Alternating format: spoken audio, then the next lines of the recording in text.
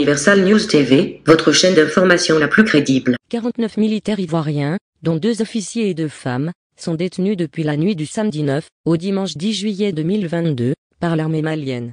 La Côte d'Ivoire fait actuellement pression sur le Mali pour la libération de ces 49 soldats. Le gouvernement malien, quant à lui, a noté une violation flagrante du code pénal malien, incriminant ainsi les atteintes à la sûreté extérieure de l'État, dont l'atteinte à l'intégrité du territoire.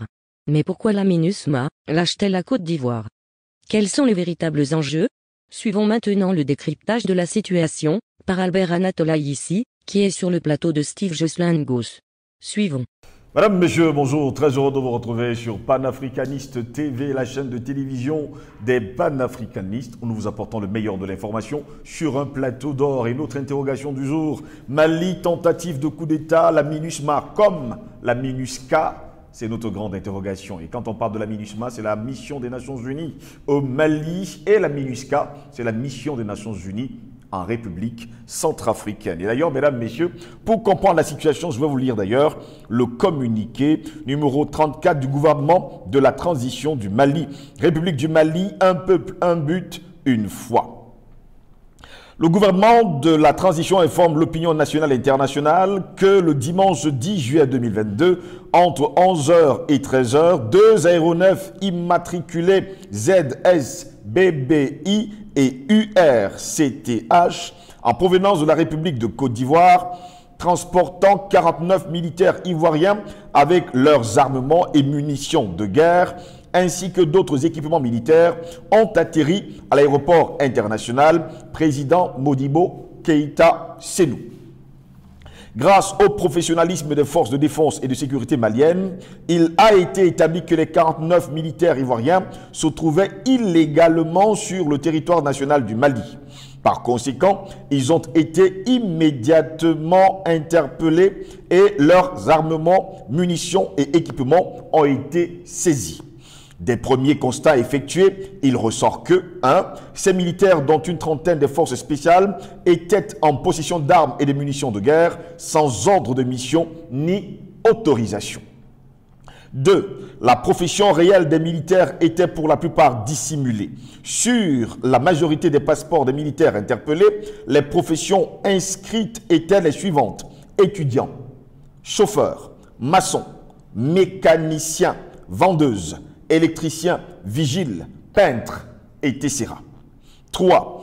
4 versions différentes ont été avancées par les militaires interpellés pour justifier leur présence sur le territoire malien, à savoir la mission confidentielle, la rotation dans le cadre de la mission multidimensionnelle intégrée des Nations Unies pour la stabilisation du Mali, en abrégé la MINUSMA, la sécurisation de la base logistique de la compagnie aérienne Sahelian Aviation Services et la protection du contingent allemand. Pour en savoir davantage, des responsables des forces de défense et de sécurité maliennes ont contacté immédiatement leurs homologues ivoiriens. Ces derniers ont affirmé qu'ils ignoraient tout de la présence des militaires ivoiriens interpellés au Mali. Le gouvernement de la transition rappelle que dans un cas comme dans l'autre, des versions avancées par les militaires étrangers interpellés, le déploiement du personnel militaire ainsi que de leur armement est rigoureusement encadré par des procédures qui n'ont pas été respectées. En outre, interrogé par les autorités maliennes, la MINUSMA a indiqué qu'elle n'avait pas de rotation prévue le 10 juillet 2022. Le gouvernement de la transition, après une analyse des faits et sans préjuger de la suite qui sera réservée à cette affaire par les autorités judiciaires, a relevé les manquements et infractions suivants. 1. La non-information du ministère des Affaires étrangères et de la coopération internationale par les canaux officiels au sujet d'un déploiement de militaires ivoiriens. 2. La violation flagrante des dispositions de l'article 38 du Code pénal malien incriminant les atteintes à la sûreté extérieure de l'État, dont l'atteinte à l'intégrité du territoire. 3. La violation de la législation relative à l'aviation civile qui dispose que 3.1. Tous les vols ont l'obligation de produire le manifeste passager et le manifeste cargo avant le décollage. 3.2. Le manifeste doit faire ressortir l'identification de l'ensemble des passagers de chaque vol. 4. La violation des dispositions concernant la conduite en douane d'une part et d'autre part de celles régissant le régime d'importation temporaire prévu par les dispositions des articles 112, 113, 269, 270 et 273 de la loi 2022-013 du 23 juin 2022 portant code des douanes de la République du Mali. Au regard de ces manquements et des infractions commis dans le cadre du déploiement de ces 49 militaires ivoiriens, le gouvernement de la transition les considère comme des mercenaires, tels que définis par la Convention de l'OUA sur l'élimination du mercenariat en Afrique. Le dessein funeste des personnes interpellées était manifestement de briser la dynamique de la refondation et de la sécurisation du Mali, ainsi que du retour à l'ordre constitutionnel. En réponse à cet incident, le gouvernement de la transition a décidé de 1.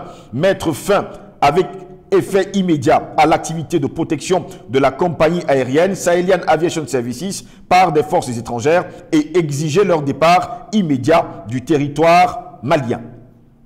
2. Inviter la compagnie aérienne Sahelian Aviation Services à confier dorénavant sa sécurité aux forces de défense et de sécurité maliennes. 3. Transmettre ce dossier aux autorités judiciaires compétentes. 4. Mettre à la disposition des autorités judiciaires compétentes les 49 militaires ivoiriens interpellés. Le gouvernement de la transition félicite les vaillantes forces de défense et de sécurité du Mali pour leur vigilance. Compte tenu des menaces et des risques, le gouvernement de la transition sait compter sur la collaboration de la population et l'exhorte à signaler aux forces de sécurité et de défense tout fait suspect digne d'intérêt. Le gouvernement de la transition, soucieux de la préservation des relations séculaires entre le peuple malien et le peuple ivoirien, est solidaire des autorités ivoirienne, certainement troublée par la présence illégale des 49 militaires ivoiriens au Mali à l'insu et sans l'autorisation valable des autorités ivoiriennes. Le gouvernement de la transition voudrait également compter sur la coopération avec la République sœur de Côte d'Ivoire afin que toute la lumière soit faite sur cette affaire.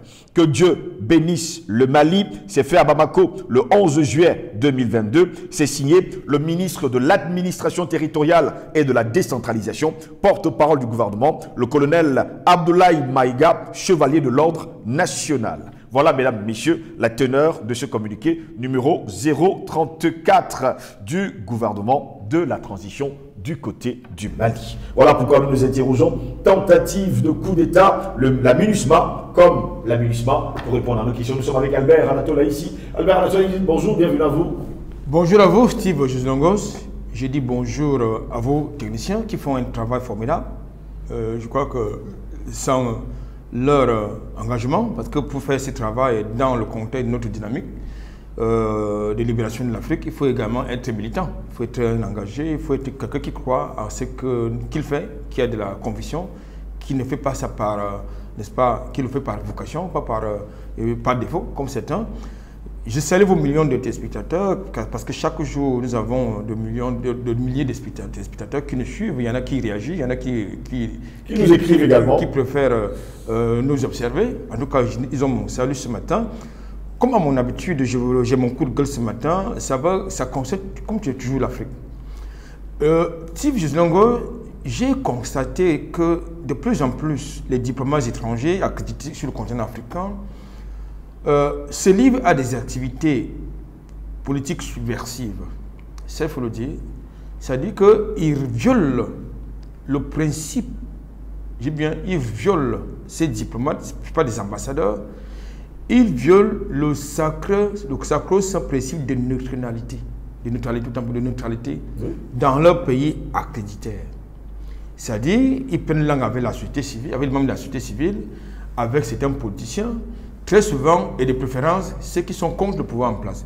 Moi, je pense que, je ne sais pas si un diplomate africain, par exemple, accrédité à Paris, à Washington, pour prendre langue avec un opposant, avec un homme politique qui est opposé à Biden ou qui est opposé à Macron et que cela soit accepté. J'ignore pourquoi est-ce qu'on accepte telles attitudes sur le continent africain. Comme j'ai l'habitude de le dire, je pense qu'il faut désormais établir le principe de réciprocité pour imposer le respect qui nous est dû. Merci pour l'invitation. Albert Natona, ici, commençons rapidement justement cette autre édition de Parole panafricaniste. Je viens de vous lire d'ailleurs le communiqué 034 du gouvernement de transition au Mali concernant la tentative de coup d'État qui a eu lieu le dimanche 10 juillet dernier. Je prends d'abord votre réaction après justement la lecture de ce communiqué. Pas surpris. Vous savez, nous les panafricanistes, on ne sommes pas surpris. Déjà, pas surpris pourquoi? Pour deux raisons. La première, souvenez-vous, dans une autre chaîne, on avait attiré l'attention des autorités, nos frères maliens qui sont actuellement aux affaires et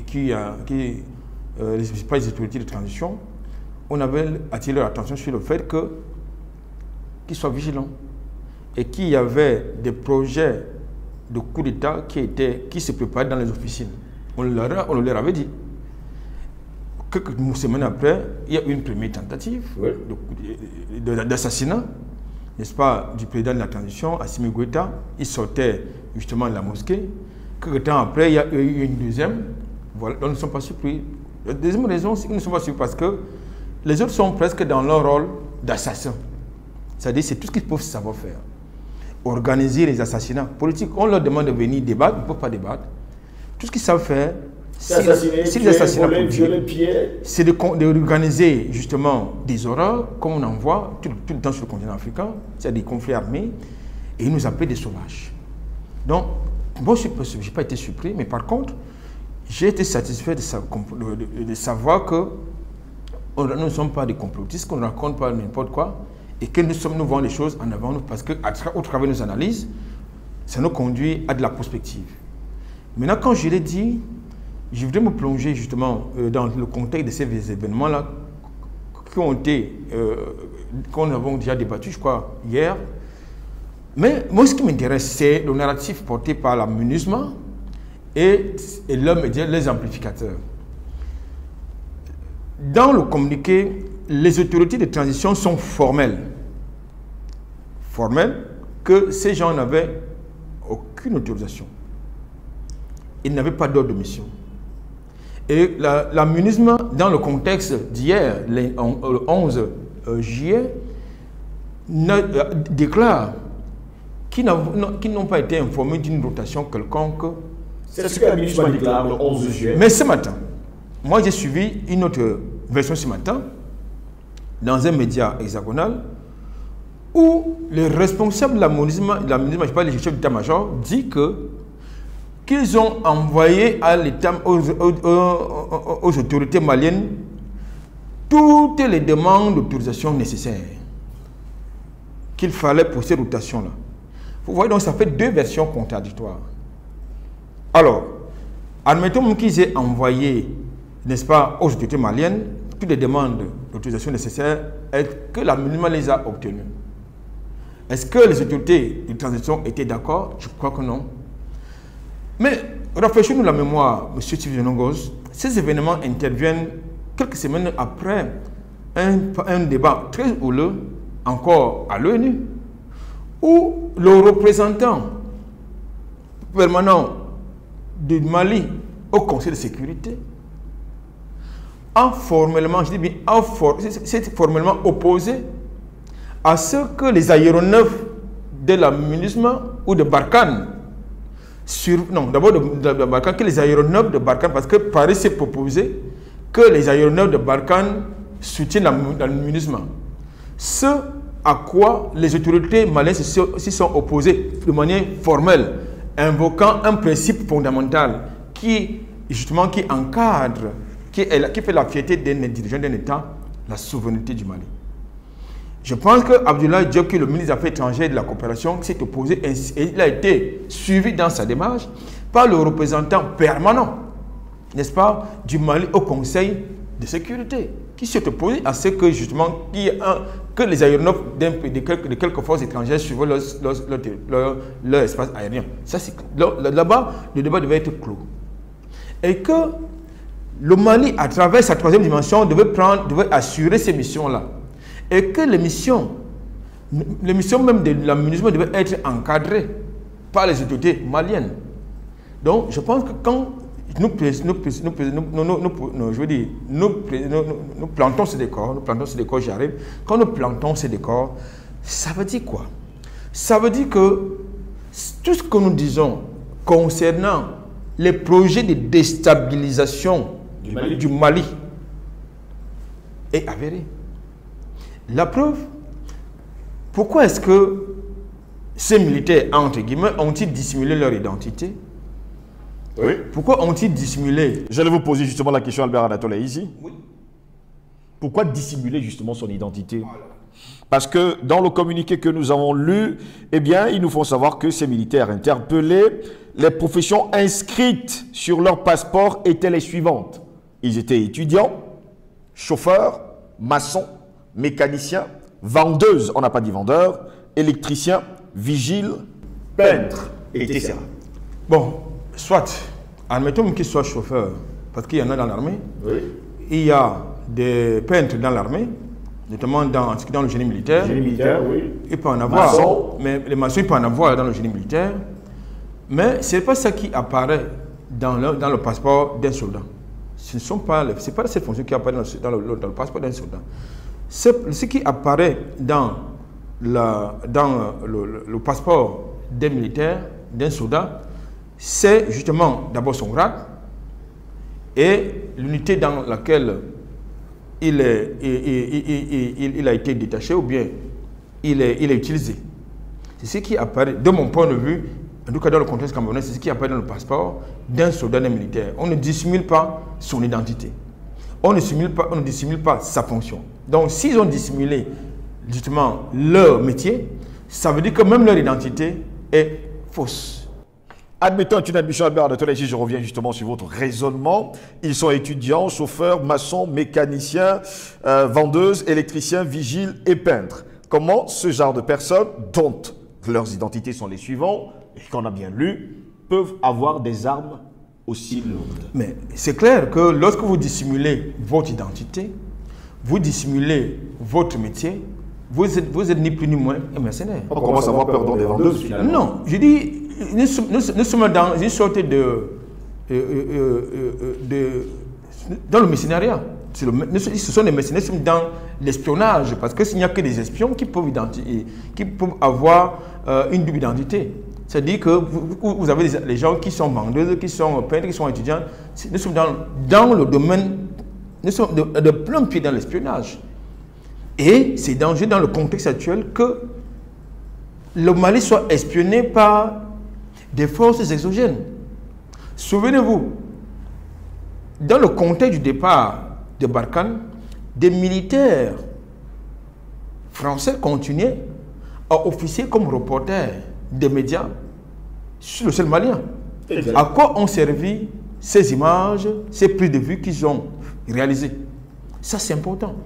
Et en plus, dans le contexte de ce que vous savez, c'est-à-dire, je crois que c'était le charnier je crois que ça devait être de Mopti, je crois bien. Pourquoi est-ce qu'ils sont partis en laissant un drone? Ça veut dire que nous sommes en plein dans l'espionnage. Et lorsqu'on décide, lorsque des forces étrangères décident d'espionner un pays, ça veut dire qu'ils veulent... Ils ont votre cartographie. Il n'y a pas la cartographie des cibles. Et c'est dangereux. C'est très très dangereux. Et en plus, dans un contexte pas très lointain, la Côte d'Ivoire a servi de base arrière à la déstabilisation de certains États. Je parle ici de Burkina Faso, en l'occurrence. Et si ces gens parlent de Burkina Faso, qui est désormais établi que vous avez un pro-Macron, un pro-Union européenne de ce côté-là, un pro-Octan de ce côté-là, c'est-à-dire Ouattara, ça devient très dangereux. Il faut prendre cela au sérieux. La preuve, c'est que c'est cela radio de ce côté-là. Albert Anatole, ici, continuons justement dans ce raisonnement. Les autorités maliennes ont justement appelé les autorités ivoiriennes qui ont déclaré haut et fort qu'ils ne sont pas au courant de militaires ivoiriens qui auraient décollé de l'aéroport du côté d'Abidjan pour se retrouver du côté du Mali. Moi, je pense que ça sonne aussi faux. Oui, allons-y. Le communiqué parle de 2 aéronefs, n'est-ce pas? Oui.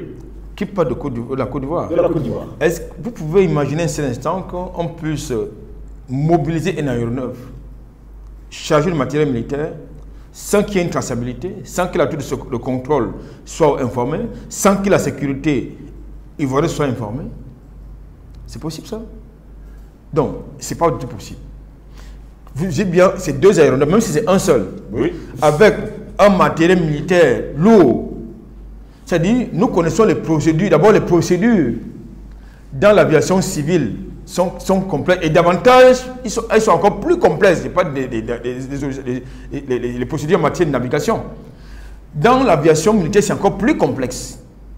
Dans le contexte actuel, ou même en Côte d'Ivoire, on redoute un coup d'État, il faut penser un seul instant que cela puisse être possible, que ces aéronefs aient décollé sans que personne ne sache quoi que ce soit. Non, ce n'est pas possible, c'est faux. Et pendant ce temps, Albert Anatole, ici, 4 versions différentes ont été avancées par les militaires interpellés pour justifier leur présence sur le sol malien. La première, la mission confidentielle. C'était d'abord une mission confidentielle. Vous n'avez déjà répondu à cette question, c'est pas possible. D'accord, on dit de la rotation dans le cadre de la mission multidimensionnelle intégrée des Nations Unies pour la stabilisation du Mali, la MINUSMA, qui a d'ailleurs dit depuis hier que c'était faux. Eh bien, on a également la sécurisation de la base logistique de la compagnie aérienne Sahelian Aviation Services et la protection du contingent allemand. De quel contingent allemand parle-t-on? Non, il s'agit, hier, nous avons dit, il s'agit d'une base logistique, oui, de la Sahelian Aviation Services. Services, oui. Alors, mais comment est-ce qu'une base logistique qui est en territoire malien peut être protégée par des soldats étrangers? Je pense que là, sur ce coup-là, peut-être les autorités maliennes ont été un peu, j'ai envie de dire, ils ont fait preuve peut-être de légèreté, mais ils viennent de rectifier aussi, justement, en demandant, en intelligent désormais à ce que cette base soit protégée par, que la protection de cette base soit assurée par les forces étrangères, quelle qu'elle soit. Que cette base soit protégée désormais par les forces de sécurité, par les forces de défense de sécurité maliennes. Exactement. C'est un danger. Aujourd'hui, nous le disons tous les jours, aujourd'hui, le Mali est dans la ligne de mire de l'OTAN, de l'Union européenne et de Paris. Ils feront feu de tout bois pour faire tout ce qui est possible pour déstabiliser ce pays. Et je pense qu'il faut même faire mieux. Interdire les activités sur le sol malien n'est-ce pas, démanteler cette base logistique. Parce que nous savons que c'est dans le domaine de l'espionnage, il y a des activités que vous pouvez ne pas contrôler. Sur le temps, quand nous sommes dans le... Parce que je ne sais pas si les autorités maliennes ont le matériel adéquat et nécessaire, oui, pour surveiller les communications, les échanges, n'est-ce pas, qui peuvent être effectués à partir de cette base logistique. Non, je pense qu'il faut faire mieux que ça. Donc, je crois que toutes ces allégations doivent faire l'objet d'une attention assez particulière. Je veux dire qu'elles puissent être vérifiées. Je vous l'ai dit tantôt, je pense que si les événements de dimanche étaient avérés, c'est-à-dire que ça respectait le cadre réglementaire, le cadre légal, je pense que Abidjan serait sorti de sa torpeur, de son silence. Non, il s'agit bel et bien. Hier, nous parlions, nous annoncions aux téléspectateurs la visite prochaine en Côte d'Ivoire et au Niger de le nouveau ministre des Armées de la France. Ce n'est pas anodin. Et ces événements interviennent dans ce contexte. Il faut faire très attention. Pendant ce temps, Albert Anatole, ici, le gouvernement de transition du côté du Mali note d'ailleurs la non-information du ministère des Affaires étrangères et de la coopération internationale par les canaux officiels au sujet d'un déploiement de militaires ivoiriens. La violation flagrante des dispositions de l'article 30 du Code pénal malien incriminant les atteintes à la sûreté extérieure de l'État, dont l'atteinte à l'intégrité du territoire, la violation de la législation relative à l'aviation civile qui dispose que tous les vols ont l'obligation de produire le manifeste passager et le manifeste cargo avant le décollage. Ça n'a pas été fait. Le manifeste doit faire ressortir l'identification de l'ensemble des passagers de chaque vol. Jusqu'à preuve de contraire, Albert Anatole ici, comment comprendre que les 49 militaires ont des passeports estampillés ivoiriens. Là encore, il y a un problème. Déjà, il y a un problème, revenons un peu en arrière, il y a un problème que vous avez des militaires dans les aéronefs civils. Il y a un problème. Ça devrait être, ça veut dire que ça ne porte pas un sceau officiel. C'est-à-dire que vous avez des militaires qui ont, n'est-ce pas, je veux dire, le matériel militaire lourd. Oui. Vous avez des aéronefs qui portent justement une logistique militaire, je ne sais pas, des aéronefs civils. Mais il y a un problème. Pourquoi est-ce qu'ils ont choisi les aéronefs civils et non les aéronefs militaires? Puisqu'ils disent qu'ils sont militaires. Donc logiquement, ils devraient venir par un aéronef militaire. Ça veut dire qu'ils ont voulu marquer leur opération du saut de la clandestinité. C'est-à-dire donner l'impression qu'il n'y avait rien. Et aussitôt sur le territoire malien, ils allaient faire exactement ce qui a s'est passé du côté de la Centrafrique, oui, où vous avez un chef d'état-major d'une force multinationale qui se retrouve justement dans le périmètre de sécurité d'un chef d'État. Et avec des hommes armés, et on vous fait croire que c'était anodin. Donc il faut qu'on soit sérieux. Mais ce qui est quand même paradoxal et curieux, c'est que ces événements se déroulent justement dans ces deux pays qui ont décidé de s'émanciper. Je parle de la Centrafrique, je parle du Mali. Mais c'est quand même curieux. Donc, je vous ai dit, même si vous voulez partir en hélicoptère dans le contexte camerounais, un hélicoptère qui veut partir de la ville de Douala pour aller dans la ville de Yaoundé ou d'une autre ville du Cameroun, il doit disposer des autorisations nécessaires de l'autorité civile, de l'autorité aérienne compétente. Il doit avoir un plan de vol, parce que ce plan de vol doit être communiqué à l'autorité aéronautique et à la tour de contrôle. Donc, ça veut dire que c'est pas, on doit connaître, on doit avoir justement le manifeste passager, ainsi que leur identité, justement. Or, dans le contexte actuel, vous n'avez pas le manifeste passager, vous n'avez pas le manifeste cargo. Ça veut dire quoi? Ça veut dire qu'il s'agit d'une mission clandestine et qui avait quelle mission? Aller faire des choses très vilaines du côté du Mali. Il n'y a ni plus ni moins. Et comment est-ce que cet avion a fait pour atterrir ces deux aéronefs à l'aéroport? Non, disons que de ce point de vue, la tour de contrôle fait son job. C'est-à-dire, les aiguilleurs, les contrôleurs aériens font leur job, c'est-à-dire faire atterrir l'avion en toute sécurité, même si, puisque au départ, il n'était pas annoncé, mais il a l'obligation de faire atterrir cet avion en toute sécurité que de laisser peut-être la menace survoler le ciel. Et ils ont très bien fait, ils ont été très professionnels. Il fallait que, s'ils avaient traversé le sol, je veux dire, l'espace aérien malien, et ils seraient peut-être allés, ils auraient atterri ailleurs et peut-être prendre les frontières. Donc, passer par les frontières. Maintenant, vous savez, un n'est jamais parfait. Souvenez-vous, il y a quelque temps, je vous l'ai dit, et je vous l'ai dit, je crois, encore hier, dans le cadre de notre thématique, à savoir qu'il y a quelque temps, il y a un aéronef parti du Royaume-Uni qui voulait survoler l'espace aérien malien dans le contexte des sanctions que vous connaissez, de la Sierra et de l'UEMOA. Mais les autorités maliennes ont demandé à l'aéronef de faire demi-tour, tout simplement. Je pense que ce sont ces événements peut-être qui ont également peut-être déterminé ceux qui ont pris les sanctions contre le Mali à édulcorer un peu, à prendre du recul, à comprendre qu'en réalité, ce qui faisait contre le Mali pouvait constituer un effet boomerang. Donc je pense que dans ce contexte-là, notamment de la session extraordinaire, n'est-ce pas, de la session extraordinaire de la CEDEAO qui s'est passée il n'y a pas très longtemps, vous avez deux personnages qui étaient contre. Vous avez deux personnages qui étaient contre la levée des sanctions contre le Mali. Vous avez Bazoum qui était contre la levée des sanctions contre le Mali. Vous avez Ouattara qui était contre la levée de ces sanctions-là. Donc, il s'agit là d'une sorte de pilule amère qui est restée en travers de leur gorge. Et je crois qu'aujourd'hui, comme je vous l'ai dit, et comme par hasard, c'est dans ces pays-là que Sébastien Lecornu va effectuer sa première visite en terre africaine. C'est-à-dire, je ne sais pas quand il parle de Sébastien Lecornu, c'est le nouveau ministre des Armées c'est dans ce pays-là qu'il va effectuer sa prochaine visite inter-africaine, c'est-à-dire la Côte d'Ivoire et le Niger. Donc il faut davantage que les Maliens ainsi que le peuple malien restent vigilants. Merci à vous, Anthony, d'avoir été d'autres. C'est fait un plaisir.